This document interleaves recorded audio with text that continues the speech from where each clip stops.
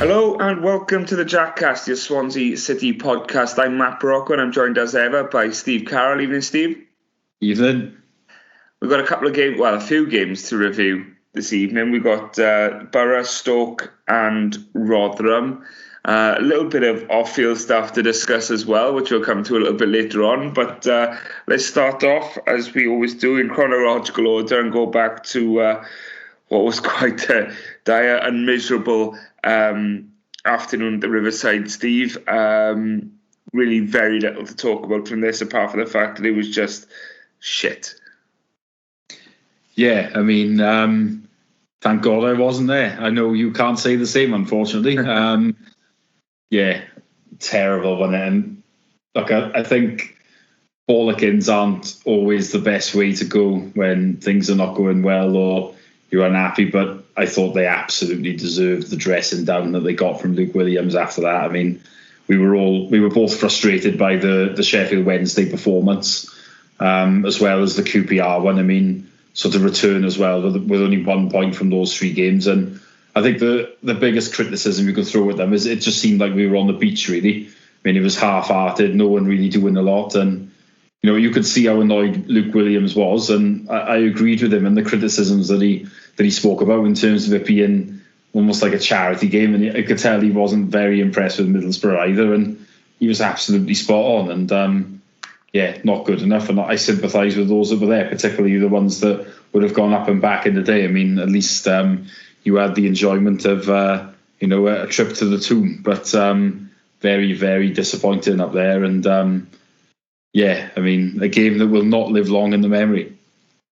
I think, from my point of view, and we've talked about this plenty of times before, and Luke Williams addressed it himself. You can't always expect to win.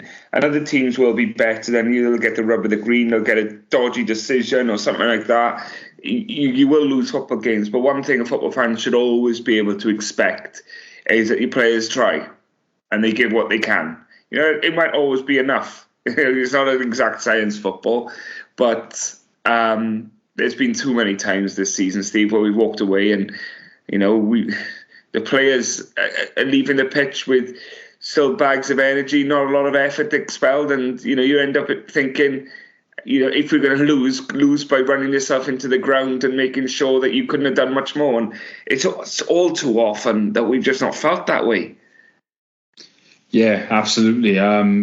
You know, we've seen it far too many times during this campaign, as you've said, really. And I think the players have they've got away with it to a point. I think a lot of the anger earlier in the season was aimed at the manager rather than them. And I think, you know, then when we had that tough run of fixtures, when the new manager came in, I think they were cut quite a lot of slack, even though we took a few pastings from the top sides.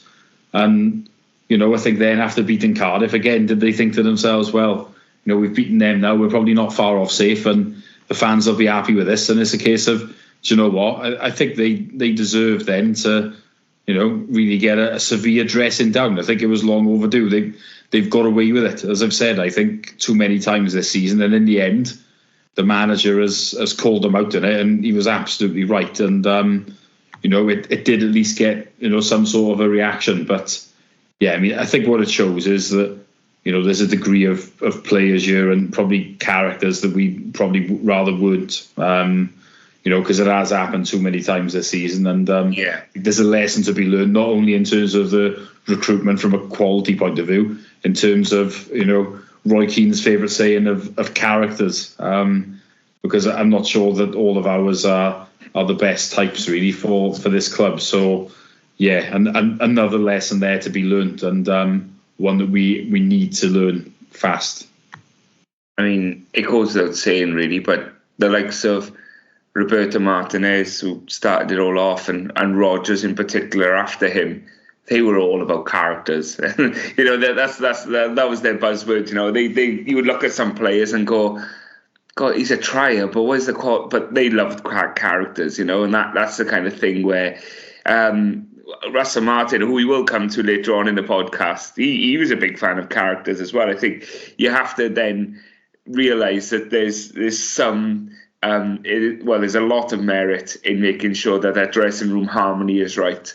and it's not been the case this season. You can tell the players have a lot of the players have gone through the motions, and in most instances, Steve, you would be right in your assessment in that a Cardiff game does tend to lessen any pressure. Winning that kind of makes people forget about everything for 4 or 5 weeks, and you get away with Blue Murder. But in this instance, I think perhaps it was almost counterproductive, because we've had such a long period of shit that to come out of it and put in the performance we did against Cardiff and then immediately revert back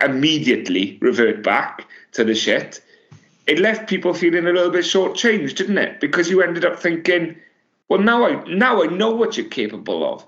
Now I know what effort you can put in. It's not a case of you can't do it. It's that you won't do it and you don't want to do it, which is a bollocks excuse. And I think that piled up quite quickly. And obviously Luke Williams let it all out after Borough. And, I don't think you can blame him, because having had what was probably been one of the most miserable seasons, I don't know, maybe since I've been following the Swans, really, it's been so few highs. But in the most recent fanzine, which was out last week, I have described it as the most unenjoyable season since the one where we nearly went out of the Football League. So that's in 21 years. Now, I know obviously we've been quite lucky in that period. A lot of it's been on an upward trajectory, or obviously the years in the Prem, and then we've been in this division, and obviously we've had a few years in the top half of it and stuff like that. But I mean, it just feels as if, I don't know, this side are quite unlikable, which we've said previously. And, there's not really many players you look to as you'd be that keen on. And I think if all of them were out of contract on free transfers, I mean, I'd probably keep single figures of them, which is incredibly damning, really. And I think just the discord between the fans and the club just is quite a level, I think, now. Isn't it? I know, when we haven't talked about the 2 home games yet, but I mean, the Stoke game in particular, the amount of empty seats, it's really concerning. And I know it's a bit of a perfect storm where it's on TV. Obviously, the weather's terrible. We're not playing particularly well, but at the same time, it's pretty damning. And I think it does say a lot that people are quite cheesed off with what's been going on here. I'm probably annoyed with over a period of time. I mean, we've talked a lot about, apathy being worse than anger. Yeah. And that's what we're seeing, isn't it? So, that is the problem here now. And I think, it has been the most unenjoyable season. I mean, if I took out the Cardiff game, what's been the best moment of the season? It is quite a difficult question, I think. It might have been Stoke the other night, which is crazy, really. Cause we never enjoy playing Stoke. No. You know what I mean? It'd been a midweek. I mean, I honestly think the second best moment of the season is Michael Duff getting sacked. All the fans for him, which led to a few home truths being deservedly dished out. But if two of the top 3 best moments of the season are off the field issues, you've had a shit season, don't you? Exactly. I mean, I can't say I haven't enjoyed some of the others, like the trip down to Plymouth was good and stuff like that. But I don't know, it has been quite unenjoyable. And we can't be the only people thinking it. I mean, surely everyone must be on a similar sort of wavelength to us. Listen, your front page of your fanzine says it all, Steve. The SOS fanzine. You're just counting down to the end of the season, aren't you? Yeah, I think everybody is, really, aren't they? And hoping for a bit better next year. But obviously I did do that before the last 2 home games, so I don't feel quite as bad now. But I still can't say that I'm not looking forward to the season ending. Well, let's go on to the last 2, because there'll be a lot of people listening going, shit, boys, you'd swear we had just 1-2 on the bounce with the negative stuff. We've got that out of the way now, though, anyway. So we'll move on to Wednesday. I will say I was one of the ones that did. I was pissed off after Middlesbrough, and I was working Wednesday night. Could I have got it off? Probably. But I was just the weather was shit, and I was one of those ones that just turned around and went, do you know what? I'm still fucked off from the weekend. And I just thought, nah. But the thing is, right, I'm not going to criticise you for this, but I think the club need to understand that this is how people feel. Yeah. And you're not the only one by a long stretch. I mean, there's a few thousand that must have had tickets and didn't go.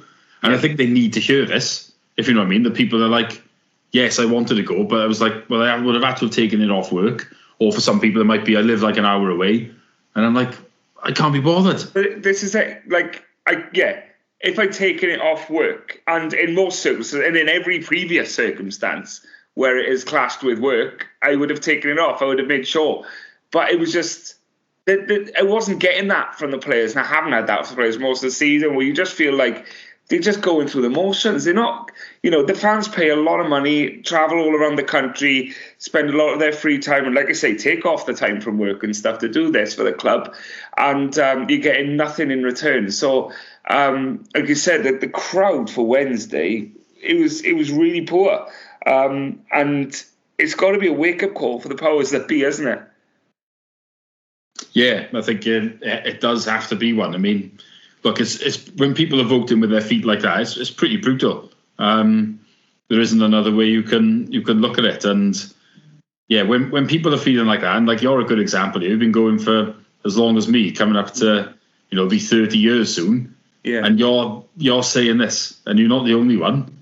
That's not often in that time that I've resorted to that. It's kind of one of those ones we just go because we go, don't we? But yeah, like obviously, you've got a season for next year. You're still going to go. You're still going to go to people and everything like that. But imagine the people that are a bit more like fair weather compared to me and you, for example, the ones that they go, but they do miss games on occasions for certain reasons. If they might be going on holiday or things like that. They basically don't clear the decks to make sure they can go every single time, for example, right? Yeah. But those people, if they do that anyway, and then they're getting disconnected from it, they're the type that might just step away altogether. Of course. So that's the type of problem we've got now. We know that the season ticket numbers are bound to have dropped. So, again, it's this problem, and it could get worse, couldn't it? We've got to be realistic about that. So. Yeah, there's a lot of disconnect there, and we've got to be realistic these days. There's never been easier to find a way of watching a game. That was on Sky the other day, wasn't it? From the new TV deal next year, the midweek games in particular now are all going to be televised. So, these when you're charging them 30 quid to go in, why is someone going to do that when they can literally go down the pub if they don't have Sky or something and have 2 or 3 pints and watch it there for a third of the price? I think sometimes you've got to be realistic in terms of thinking like that as well. People don't have the disposable income maybe that they did have previously because of the way that everything has gone up in price as well. So it's a difficult one. I think even with things improving here, assuming we have a better season next year, I still think it'll be difficult to win people back because of the other circumstances, like people having less disposable income. And if games are on TV and all stuff like that, which there will be more on TV next year because the TV deal tells us that. So it's not going to be easy to win people back. How can they get around this? Because it's going to be a problem that all clubs face. It's not just us. Forward. I mean, I think a club have got to be savvy how you retain your support when you say football's been never been more accessible than it is today, and it continues to get more and more so for the armchair fan, if you like, and you risk having almost developing a generation of fans that close their curtains while the club are playing 100 yards down the road and watch it on TV instead. It could become something bigger in football for everyone because there seems to be no let up in the price hikes going around where it completely flies in the face of what people are facing in reality. Yeah, I think what you're going to see is the big teams, which are obviously the teams at the top of the Prem, but I mean, you've got loads of other ones, haven't you, then, where, like the likes of like Sunderland and West Ham, Leeds, for example, they'll always be really well supported and probably getting close to the sellouts as an example, right? But I think those other ones where there's a bit of pressure in those ones, if that makes sense. Whereas if you give your season ticket up, someone will come along and take it. Yeah. So you're sort of under a little bit of pressure there to keep it going. Not here. Whereas it's not really the case in most other clubs, is it? It certainly isn't the case down here anymore. So yeah, it's for likes of me and you, and now we're mid-30s, obviously, we're used to going, aren't we? And we love going, and you'll never replicate being there. But it could become a problem for like the younger generation, whereas they get if they decide they like watching on TV and they don't want to go, and they know when they're looking at price and stuff, it is going to be difficult. So I think football in general now has a big problem. I mean, I think the new TV deal is actually bad for most clubs. They've agreed to it. Yeah, they'll make a few extra quid on it, but it ain't a good thing. It can't possibly be a good thing because you're making it far easier for people to stay at home, aren't you? And let's talk about the other elephant in the room. It will lead to more of these offers, bring a mate around for £1, kids for £1, 2 tickets for 20, stuff like that. Yeah. And you'll start getting to a point, just to fill stadiums, get fans back, and it gets to a point where it doesn't pay to get a season. You'd be looking at it going, fuck, it would have cost me the same this season to buy it every week rather than, have the season. But there's another key point there as well, though, right? Me and you, I'd say, are quite traditionalists, right? I like my Saturday 3 o'clocks. I don't like it when games get moved. Now, I don't get hugely annoyed if they get moved to something like a Friday evening or a Saturday evening, but I don't particularly like a Saturday lunchtime. I can't stand a Sunday and a Monday. Well, don't even get me started on a Monday night. But if 5 championship games every Saturday, or every weekend, I should say, are going to get moved for TV, I mean, are we going to see something like I don't know if Sky are going to put them up against Premier League games, for example. So if they don't, that might mean you even see some ludicrous slots. Like, are we going to say games on a Saturday getting moved to a Thursday, for example? I mean, I don't know. I mean, I sincerely hope not. But I mean, that's going to put people off as well, isn't it? I think that would put more diehards off than anything, because if they're looking at it and going, well, I can't do that. Or again, there's going to be a few Swans fans that, probably live further away than an hour away. There may be some that live further east than Cardiff or further west than Carmarthen or something. And they're looking at that and going, well, on a Saturday it's convenient for me, but now only about half of our home games are on a Saturday. They might just take a look and go, well, do you know what? I'm not doing this anymore. I'm not getting my value for money. I'm rushing around to go to games when they're on TV anyway, and you're going to lose people that way then. So I think this is a big problem. This is a 5-year contract as well. It's not a 3-year one like they often are. It's a funny one in terms of, I agree with the blackout, right, of the 3 p.m.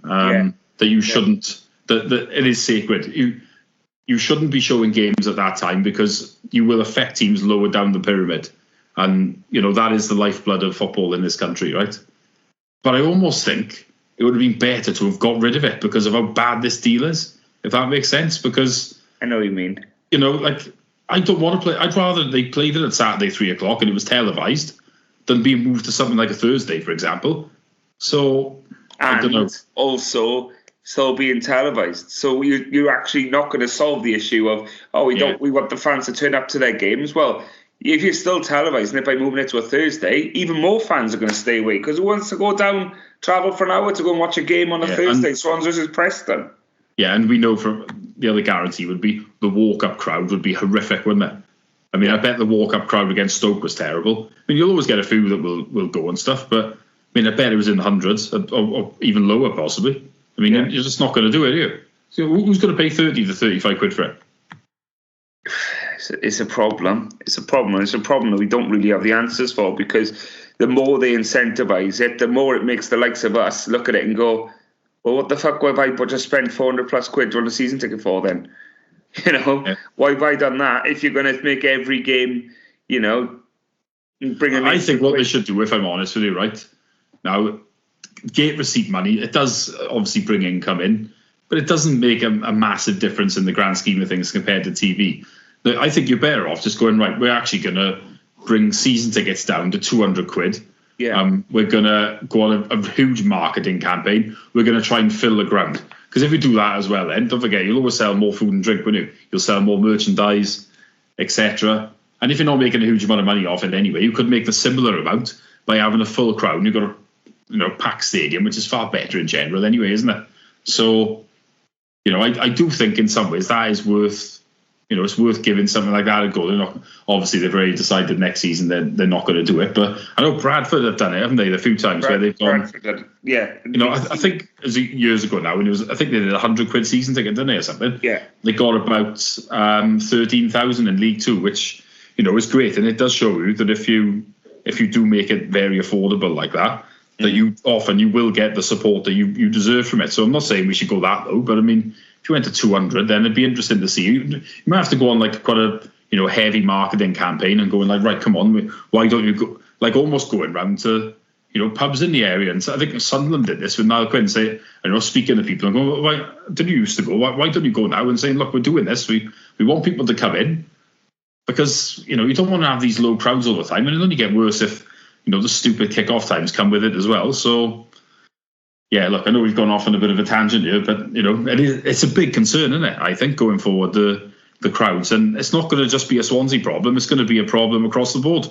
No, it's highlighted because of the crowd against Stoke, but it's something that everyone's going to face, and even more so from next season on. So watch this space. I hope the club have been taking note and trying to work out ways in which they can attract new fans without pissing off the regulars, because it's a fine line to tread.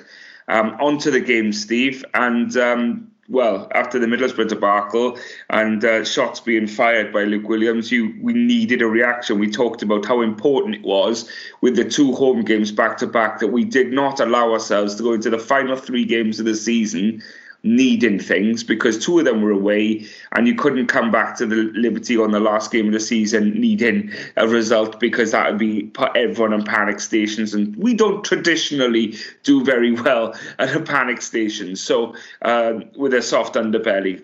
So needed a result. Stoke, as you say, not always an enjoyable game for Swansea, very often not. So what a huge relief it was that we took a lead relatively early on there. A lovely little bit of set-piece play there. Cullen peeling off his man and poking it in, and settled a few nerves. Yeah, exactly. To be fair, you could tell that what had happened on Saturday in terms of the dressing down they were given did make a difference. So, it was. I didn't think it was like a vintage performance or anything like that, but you could tell they were all working far harder, playing for each other. And there were some moments of quality. Like we had that set piece there where, I was thinking what's going on, and I think 1 or 2 in the crowd were as well. But yeah, it's led to a goal, and then Cooper's done well to win us a penalty. Obviously, I know before that in the first half there was that bizarre incident where Rushworth, if I'm honest, made a mistake. Was a little bit lucky. I think it was within the rules that obviously it should have been disallowed. But I mean, it wasn't like the Stoke striker did anything, was looking to do anything. It's just a poor mistake, really, isn't it? But we were, after that second, we were quite comfortable, really, weren't we? And to be fair, the third goal we scored, but between Lowe and Key was a brilliant goal. So, isn't it? Yeah, we did need it. I think, we were looking at some of the results. I know the team's closing up on us and stuff, and there would have been a little bit of pressure, I think, on that Rotherham game then without it. But we got that win, a well overdue one over Stoke. I think the last time we beat them was during the lockdown when Carl Norton just fell over, didn't he? And the referee bought it, which was, wasn't it? That was quite sweet, I must admit, because I don't like Stoke, and I reckon I'm not the only person from this part of the world that doesn't like them. I mean, if they were to go down, I'd be quite pleased. I'm fed up of playing them every year, but we were overdue a win over them, weren't we? We got a good one, and I mean, I think at that point then we're all relaxing, thinking we should be safe. I mean, like I said, it's been a very strange week or so football wise with some of the results that we've seen, but I mean, we just needed that win, didn't we, to settle us down. And I think, but the big fear for me wasn't so much that I felt that we wouldn't get that win, but it's just after Middlesbrough, you were thinking, are we on the beach? And if you're on the beach, it's hard to get off it. And I think then if we were to have not got a win against Stoke or Rotherham, you're putting yourself under such big pressure, and especially if you're not playing well, there then would have been a bit of fear, I think, as to the rest of the season. But yeah, look, we got a very good win there, and much needed as well, wasn't it?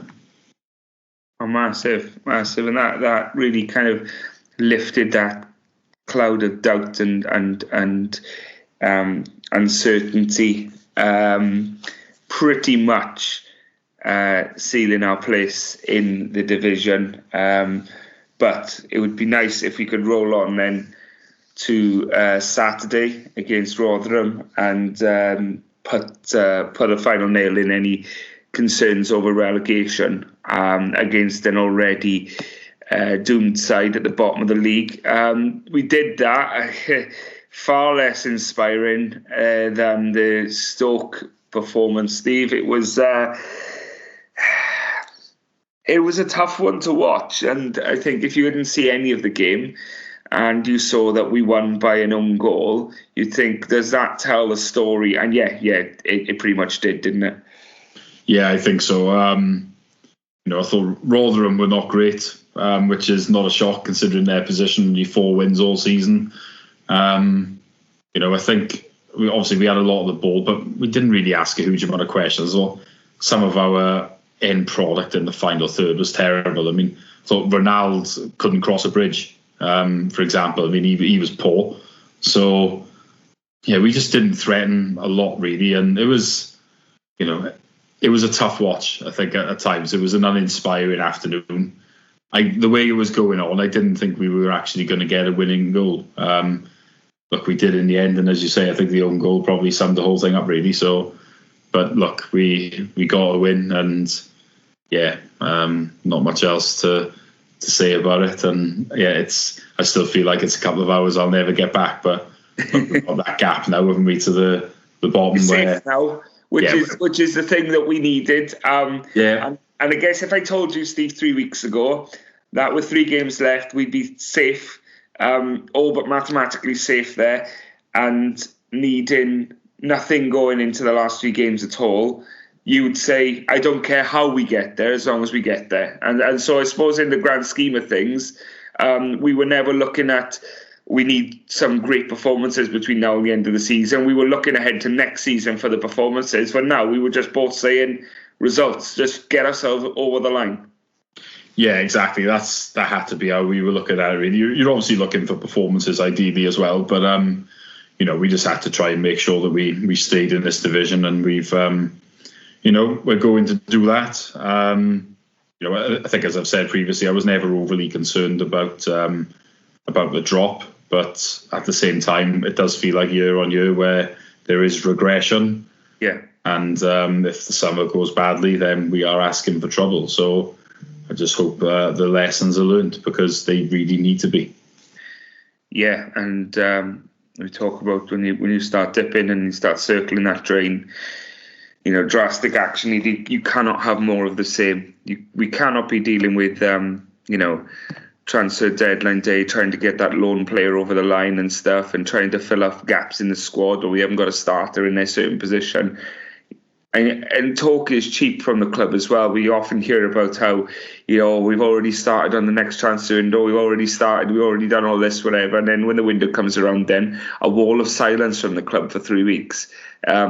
It really can't be that way again, can it, Steve? It needs to be so much better organised and so much more aggressive in the market, because we've got a lot of players that we need to shift, that we're going to struggle to do so, but we need to get certain players off the wage bill, and also be aggressive in recruitment as well. I think that the tricky bit is probably going to be trying to get rid of the players that we don't want, really. I think, that'll be a skill in itself, because there's quite a few that haven't pulled up any trees, and how do you manage to shift them? It's going to be quite a big challenge. Obviously, there is going to be room in the squad to bring people in, because we have got a handful out of contract, and obviously we've got 6 players on loan, so there is room to manoeuvre there, I would think. But I mean, still, we are going to be potentially paying people like Kukurevich and Joa on and Yates. I think they're not going to be easy players to shift. I think the chances are they'll be going on loan as opposed to permanent. So yeah, it is going to be a challenge in that sense. But yeah, like you say, I mean, I hope that they're working on, they've got an idea of what we're lacking and what we need, and deals get done, really. So there's going to be a few priority positions. I mean, if Rushworth doesn't stay, I mean, yes, it's difficult to understate just how desperate we would be for a goalkeeper. That and striker feel like 2 huge positions, because goal scoring's been a real problem, isn't it? But I mean, there's plenty of other positions as well where we'll need to bring in, and obviously some of it might be dependent as well on out of contract players who does remain here. So yeah, a big summer coming up. Can't say I'm particularly fussed on Paul Watson being in charge of it, but it looks like that's going to happen. So let's hope lessons have been learned, because if they're not, then it's quite serious, I would say, given what will happen next year. And I think it would also be quite damning for the chairman because he's nailed his colours to the mast on him. Yeah, and for those listening who are waiting for the Andy Fisher and Paul Watson mention on this week's Jackcast, it's taken us half hour, but we've got there, and we will keep getting there every podcast, I think, from now until eternity, until one or both of them are no longer at the club. I'm sure they'll still get mentioned after that. Don't worry about that. Right, off the field issues. Bit of drama around the club. We knew this was going on. It really died a death as far as media coverage happened, Steve. But it blew back up then Saturday morning when it was leaked, or however it came about to the press, that Swans are suing Russell Martin for breach of contract following his departure to Southampton last summer. Simply put, and we don't know if your opinion on this yet, and we haven't briefly talked about this, but if there is a breach of contract, someone needs to pay. Ultimately, there's a contract involved. It's not a case of, I don't fancy that anymore. There's signed documentation from both parties. Unless there's an amicable agreement or a mutual termination or however you'd like to look at it, then someone is going to be an aggrieved party. And in this case, it's Swansea City. Yeah, I mean, I was quite surprised by the revelation because, as far as I was concerned, our issue was with Southampton and they would be the ones paying. So when I saw it was Martin, I was a bit taken aback by it, really. I mean, I suppose the truth is we don't know the ins and outs of what's gone on behind the scenes. I mean, the impression I've always got was that Southampton, there'd been discussions, but they waited to make an official approach until, a certain date where they were classed as not a Premier League club, they're classed as a Championship one, because there was a clause in the contract that meant there'd be less money paid if a Championship club came in compared to a Premier League one, where it's that's naughty in the grand scheme of things, isn't it? I mean, we said this last summer as well, didn't we? We said, if you want to take on how much that's going to wash when there's media coverage of Southampton have been speaking to Russell Martin about taking over, and this was they still had 3 Premier League games left to play. So I think it's it feels very, when you're going to take someone's manager, it's going to be very disruptive to a club. You have to go about it in the right way, and I think Southampton were very arsey about it. They still are being. And I suppose in the end, our gripe must be that rather than pay it, did Martin resign to go there? That must be the only way of looking at it. I mean, realistically, it should be Southampton that are paying, I think. But it might just be now that, because maybe there was an instruction for him to do that instead, and now the gripe is with him. So I don't know. Look, from my point of view, we are entitled to obviously more than probably what we've had. So we have to do what it takes within reason to try and get that cash. But I mean, from my point of view, it's more Southampton that should be paying. But I mean, if whatever happened, when he did move on, suggests that it's Martin was the one that then resigned or whatever like that, then I suppose that's how we have to go about getting the money. But it just seems, it's disappointing from Southampton, which is a club in general that I, respect. They've never really been particularly a dirty club, I don't think. But they've, through this little incident, they've been poor, haven't they? I think, and it is disappointing.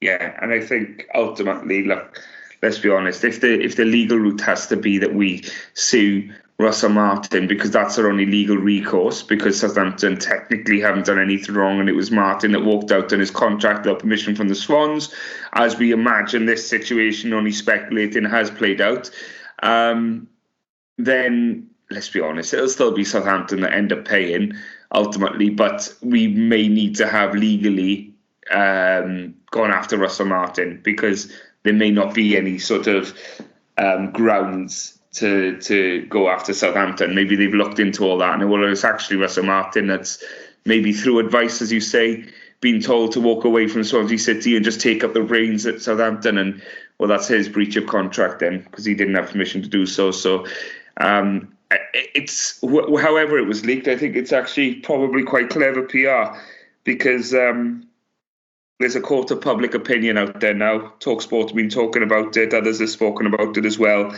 It's become a news story, and people are suddenly interested in what's gone on there. and that will always only favour the aggrieved, and that's us. So, in that case, when people are like, oh, why is Swansea kicking up a fuss? And I'm digging just below the surface and realising, he didn't have permission to go to Southampton, and he's gone, and he's taken them to a potential automatic promotion if the end of season goes well. People are going to say, oh, that is a bit naughty. and so, could be a little bit of clever PR. Russell Martin, when questioned about it, Steve said himself, it's been going on all season. Surprised it's taken this long for it to come out. So, I think in that regard, probably didn't do himself many favours either, Steve, by claiming it was a personal attack. It's going to rub people up the wrong way, isn't it? Ultimately, it's business. Football is business, and you can't say to Swansea, just walk away. Just walk away. Yes, you're owed an extra £1 million, but just leave it now. It's not, and to say that any counter offer, that any counter to that is just a personal attack is probably just going to sound like sour grapes from his point of view. I think the issue is, obviously, we know that there was a bit of a falling out, don't we? Yeah.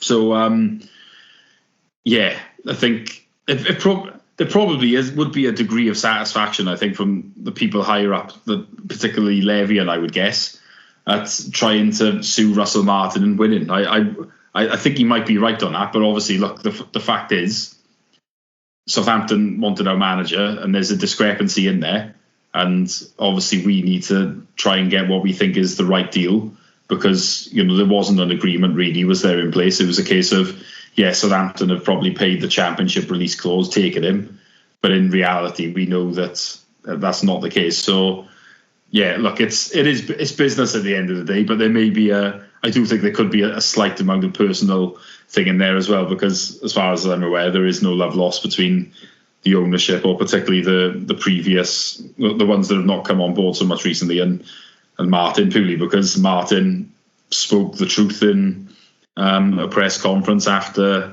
he was stitched up in that January. I mean, if you I think in any walk of life, if you throw if you are outspoken against your boss, it doesn't tend to end very well, and the relationship gets damaged. So I think that's what's happened, isn't it? Yeah, obviously, it's the worst kept secret, isn't it, that the Swansea City and Russell Martin weren't going to continue as they were. I don't really agree with the line of this. I've spoken to a few people on Saturday, and they were just like, we forced him out. And once I understand the sentiment of, oh, you forced him out, I get what you mean. And it doesn't exist. It's a made up thing. It's a fantasy in football to say you forced him out. Well, no, you see players who sit on contracts and say, unless you find me a club who's willing to cover the same wages, I'll spend the rest of my time here. And this is the same situation. You can't force someone out. It is a legal document that two parties have signed, and you need to come to an agreement if that's going to end. And someone responded to me as well saying, have you heard of constructive dismissal? And on what grounds? On what grounds? The fact that he wasn't given a budget in January? Because I think there's 30 plus clubs around the AFL who would say, well, that's constructive dismissal for me as well, or not giving him a contract extension that he was hoping to get. Again, it's not grounds for constructive dismissal. It is this fantasy term that I think people think, whilst it exists in employment law and stuff like that, football is its own bubble, and you've got to deal with the fact that people have really strained finances and stuff like that, and crazy owners and chairmen and things, and it's its own world, football. So I think it's going to be very tough legally to say that there was constructive dismissal or forced. I just don't see that sticking at all. It'll come down to was he under contract when he left? Did he have permission to leave? And was Swansea compensated fairly? And once those three questions have been satisfied, Steve, I think there's to be a ruling on whether we're owed more money. Yeah, I mean, like you say, constructive dismissal, and all these things. Look, they made... It's just impossible to prove, isn't it? Yeah, look, I don't think they made his job particularly easy, and in the same way they've made it difficult for other managers because they don't understand football. That's the truth of it. They think they know best when the reality has been proven as many times. And I will keep making this point that Jason Levian was happy to let Dan James go on loan to Leeds for a fee of pretty much nothing. I mean, that should have been the biggest warning sign ever, that he should never ever get involved in anything along those lines, because it's scary how bad that deal is. So, look, but at the end of the day, not being supported in the transfer market is not, it's frustrating, but they didn't force him out. I think what they really did was, when Southampton came in, they didn't make it difficult for him to leave. I think they were probably thinking, well, we've got out of jail here because somebody's come in for him. Open, Yeah, I think that was it. Which when someone wants to poach your manager, you don't in general you don't do that. You try and you would ask them to stay, I would think, and then if they don't want to, then you have to accept that. You'll have to you just have to negotiate. But I mean, that's not grounds, as you say, for constructive dismissal as far as I'm concerned. It's just a case of someone came in and they would have looked at it and gone, yeah, great, we can get rid of this guy now who's outed us to the fans as being as being a pain, and that was it really. They're charlatans. We know they're charlatans running the club, or certainly the previous head honchos who are sitting in the background now somewhat, but I think it just legally it puts it in a bit of a quagmire. They're trying to say, oh, you're going to have you're going to have constructive dismissal claims, but it's something we keep an eye on and see. Final bit of news coming from the last week, Steve, was Alan Curtis, 70-year-old today. A massive happy birthday to him, Mr. Swansea City, the legend himself. I'll reiterate what I say every time Alan Curtis gets mentioned on this podcast. Build that fucking statue right now. What are we waiting for? What's going on? This is a living legend at the club. He needs to be recognised at the club and recognised now. And that's my stance on it. And it's been my stance for many years. It's shocking to me that more hasn't been done. Yeah, well, it's a viewpoint that I share. Kurt is the king. He's one of the all-time greats, if not the greatest of all. He's done so many jobs at the club. You just think it wouldn't be the same club without him, really. He is one of football's good guys. He's given so much. I mean, he had 3 spells here as a player. I think it was over 400 games, just shy of 100 goals. And I mean, I was reading the stuff on the website earlier about, he's part of 2 great eras, really, isn't he? He played in the first one and he was behind the scenes in the second one. I mean, I can't imagine anyone that's ever been involved at the Swans would have a bad word to say about him. I mean, and that's quite an astonishing thing to think. I mean, you look at the videos that were recorded by a lot of the former players earlier. I mean, they span from quite a few different teams, really. So, but that's the esteem in which he's held. And from my point of view, when I was a kid, I went to his soccer school on a Saturday morning at Dilwyn Llewellyn. And when you're quite young and you're getting into football, I mean, if you have the wrong person guiding you or anything like that, it could turn you off the game for life. But I mean, I can't imagine anyone would be turned off the game if Alan Curtis is involved there. So yeah, look, he's a great, isn't he? Happy 70th to the king. Many more years to come, hopefully. He's Mr. Swansea, isn't he? And as you say, I think if anyone does deserve a statue, then it's Kurt. Certainly does. I mean, he's given so much to the club down the years, and as we've said many times, statues. You haven't got to wait for people to not be here anymore to build them. I mean, Man City, to be fair, have started to build a few of the ones that have set them on the way to greatness, and I think Kurt deserves one, and I don't know what we're waiting for. Yeah, and at the very least, it should be courted the opinion of him and his family. If it is a case that they wouldn't want one or anything like that, then of course that should be respected. But it's not what I've heard previously, and I just think that it needs to be addressed because, like you say, you've got a legend there now, and I think everyone, young and old, at Swansea City would love the opportunity to, have that monument, if you like, of what a legend of a club is. And you could say, like Man City built one for Aguero, didn't they, and stuff like that. And I think, but when you got Kurt, who's overseen so many eras at this club and done just about every job imaginable, even roles that previously never existed were created just for him. It is just a testament to exactly what he means to this football club, isn't it? And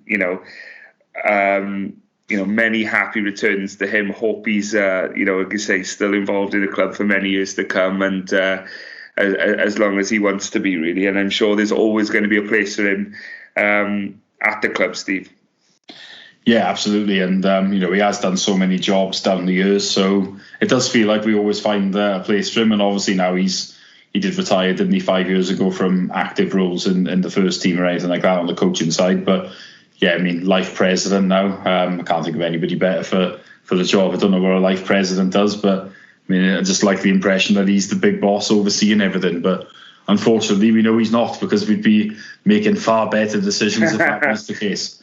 But but his name's ready to there should always be really, Kurt should have his own seat in the stand, shouldn't he? Which should bear his name and nobody else can sit in. It's that's Kurt, really, from my point of view. We should always be here. And he's he spans the ages, doesn't he? I mean, he's my father's hero. He always says that the one player that he enjoyed watching more than anybody else was Kurt. And I mean, the likes of us, we've never seen him play, but we've seen the videos, and I think that goal against Leeds in particular will always go down as one of the most iconic and one of the best ever scored, really. It's and that's what Kurt could do at his peak. He was a brilliant player, and obviously for our generation, we know of him as more as a coach and just as a great all-round guy, really. Mr. Swansea pretty much, isn't he?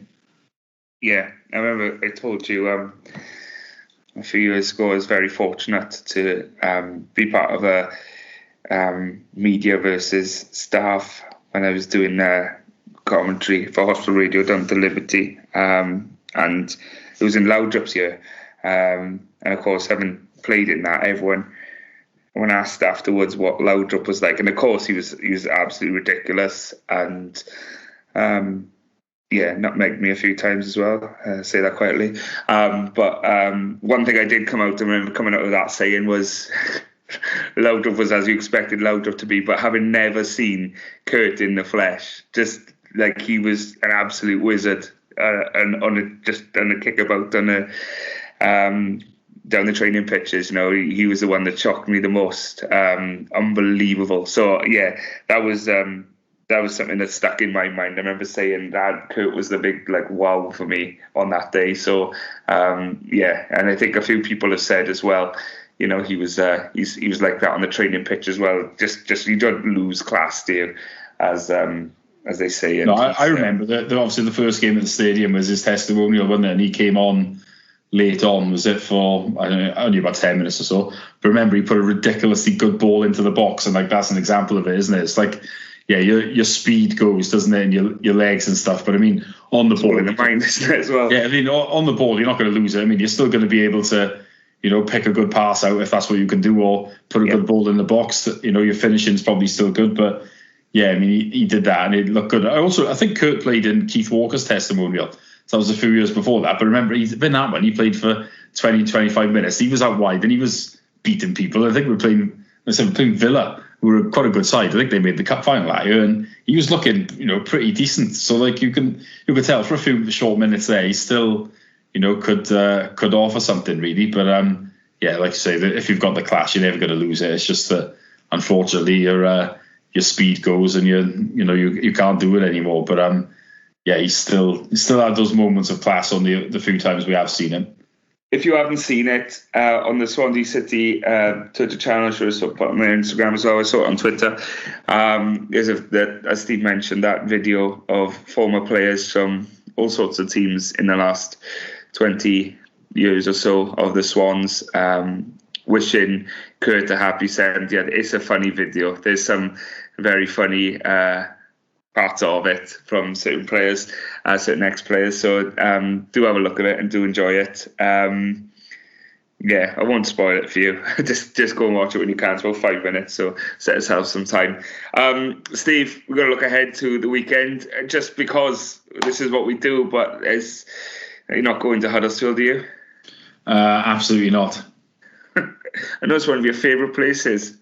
Yeah, Huddersfield is most certainly not one of my favourite places. I can see they're in the bottom three, and yeah. I can hear you smiling in your voice. No, I'm not really, because I have this feeling that we might lose to them and they might then stay up because of us.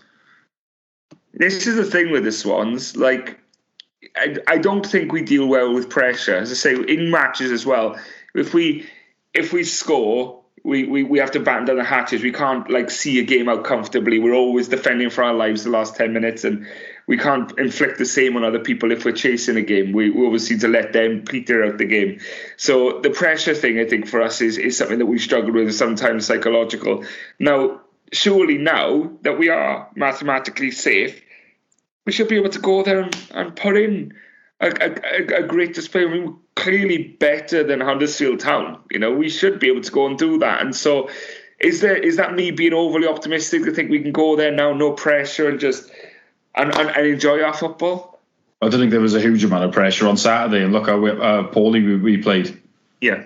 So I wouldn't be too optimistic. I mean, it is a game I think it could be fairly a bit unpredictable. I don't know how it'll go. I mean, look, we know Huddersfield have got to beat us. Really. They're scrapping, aren't they? Yeah, they really need a win. So they're going to have to come at us at some point. I mean, what Swansea's going to turn up, I'm not overly convinced one that I want to see is going to turn up. So, yeah, I don't know. I mean, I'd like to think with the pressure off that we can, show a bit more of what we can do, because that does happen on occasions. But look, I can't say I'm overly optimistic going up there. No. But if Huddersfield do come at us, look, Sheffield Wednesday offered very little, sat back and just tried to bully us, and we were lucky to escape with a point. Bristol City was shit; they beat us.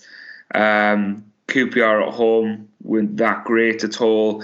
Again, just tried to soak up the pressure, didn't really create anything. They beat us, so maybe it'll work in our favour if Huddersfield do come out and attack, because we don't seem to have an answer to teams that try and just soak up all our possession and hit us on the break. Yeah, we've never been particularly good at that, have we? So, it is a tough one. I think, I suppose the games that are the most unpredictable at this stage of the season would be if we're playing somebody in the mid-table around us who also don't have much to play for. But look, we know that Huddersfield will have to have a go at us. I mean, if you look at the division over the last week or so, we have seen some bizarre results. I mean, Plymouth beating Leicester, Blackburn beating Leeds. You don't know what's going to happen at this stage of the season, because the teams maybe that are lacking confidence or are struggling a bit, but their mentality has to shift within reason, because you can't afford to say that a draw is all right, and Huddersfield can't be looking at this game and thinking that. So they're going to have a go at us at some point, even if they have a mentality of, right, we'll keep things tight in the first half and then have a go in the second. But at some point they'll have to come at us. I mean, they're not going to just be content with a point, I wouldn't have thought, because it just isn't any good to them. They need to beat us. So it depends what Swansea is going to turn up. Are we going to be the type that turns up like we did at Middlesbrough? Because if we do, it's obvious what's going to happen. Or are we going to have a bit more better attitude about us and try and do something? I don't know, but unfortunately my optimism isn't huge. I get the feeling we might turn in a bit of a limp end of season performance. Yeah. It was just to talk quickly about how crazy this end of season is. Of the last 9 games collectively played between the top 3 sides, there's only been 1 victory, 3 draws and 5 defeats. It's bonkers. No one seems to want this division, and a lot of shock results have come in. Ipswich have found themselves top. They haven't won in the last 3 games. They've picked up 2 points. It's bonkers. So, and Leicester have pushed the capitulation button since well, since pretty much the turn of the year, really, isn't it? When they were just absolutely flying away January time. Well, Leicester did look as if they could break the points record that was set by Reading all those years ago. I mean, I felt that they could, and I felt that the only thing that would really stop them would be like complacency, whereas they'd get to a point where they'd be so far in front. Yeah, I thought that. And they'd slack off a bit, and once they were already up and stuff like that. But obviously, Leicester really have collapsed, given the position that they were in. So, they may still get away with it, but it is really surprising the position that they're in. And now they've lost some bad games recently as well, haven't they? So, the added complication here was, for some time it looked like it would be 2 from 3, and now with Southampton being the only team in form in that top 4, they potentially break into that circle now if they win, and they've got games which can affect that at the top. So it's going to be a cracking end to the season. At least there's something for us to keep invested in, Steve, as we long for the end of the championship season. Now that we're safe, maybe we can divert our attention to what is going to be an absolutely balmy end to the season at the top. Yeah, it does feel like that, doesn't it? And, we will have our part to play at the bottom as well. We play Huddersfield. Millwall probably going to be all right, but, we play them on the final day as well. And obviously Norwich may need to beat us to seal us at the top 6 position as well next week. So, we don't really... I suppose it's possible that the final day could be, a proper end of season game where neither side's got anything on it, but it won't be like that in the other 2 games that we've got away from home. Both sides are going to have something on it. So, I suppose that there is that at least, but you do worry sometimes when you're playing a side with something on it and you haven't. Is that they're more up for it, and then it doesn't end up being a great afternoon, really. So, look, we'll soon see, won't we? We will. As usual, Steve, I ask you to finish the podcast with some positivity. Take your pick. This podcast has been mainly negative, despite securing safety. But what have you got for us this week? We're not going down, so there's your positive. And there's only 3 Saturdays left, and only one of them's at home. It's got to be. There you go. There's 2 big positives there, isn't there? So staying up, and we're pretty much at the end of what we've described as an incredibly unenjoyable season, the most unenjoyable in 2 decades. So, don't worry. Next year will be better, won't it? Oh, I don't know. I'm not convinced. Oh, Christ. I was meant to end on a positive. I'm going to say, it can't be worse. But the summer's coming. Just forget about next season. Don't let that bother you at this stage. There we are. Don't worry about next season. It'll come around quickly enough and we can just enjoy the summer and not worry about Swansea City for a couple of months at least. Thanks, Steve, as ever, for myself and Steve. Will join us again next week and we'll talk some more. But for myself and Steve, thanks for listening. Bye-bye.